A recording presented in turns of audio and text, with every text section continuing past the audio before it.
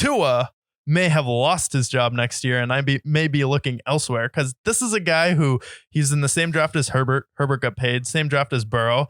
You're not paying this guy over $100 million to do what exactly? Yeah, I don't think there's really an appropriate, like, maybe you pay him like a Jimmy Garoppolo contract, like 3 years, $100 million. But like, if I'm the Dolphins, like, not only does he have the concussion baggage as well, which it's unfortunate that that's a situation for him, but like, he's in a similar situation as Brock Purdy, although I think Brock Purdy has a much better case for him, is like, he doesn't have the biggest arm. He has an injury history. And I think that if you were to pay him top quarterback money, you would regret it pretty quickly, because I look at other quarterbacks that are available in free agency next year. If I'm the Dolphins, I look at Kirk Cousins specifically. So I think Kirk Cousins fits in here perfectly for them.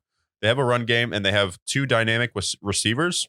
You put Kirk Cousins on this team, this Dolphins team wins that game 100%.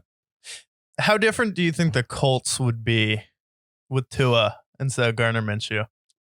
I don't know. I don't think it's that great. I think they actually take a step back. Maybe take a step back in that game. Yeah. In that team, I should say. Because I feel like Gardner has more like hype, he brings to a franchise. He brings like more franchise changing stuff. So it's like, if it's between like Tua and having to pay him a bunch of money, or Gardner Minshew may be available and I could try him out for a starter on my team. Like, I know Tyreek Hill likes Tua a lot. And then whenever he's asked about potentially being an MVP this year, he's like, we already have an MVP and it's Tua on our team. Like, clearly it's not, because whenever you're not on the field, that's when he needs to step up and be valuable. And then you have Jalen Waddle there. You have Jeff Wilson, who made an incredible catch in this game. You have Smythe at tight end. You have two good running backs. You have Mike McDaniels, who can only coach so much. But how is this team, when it comes down to it and we need a big play, look like the Giants offense, where we're running a bunch of short routes and screens, where we should just be pushing it down the field? Yeah. And I don't believe in his arm. I don't believe in his accuracy. Like,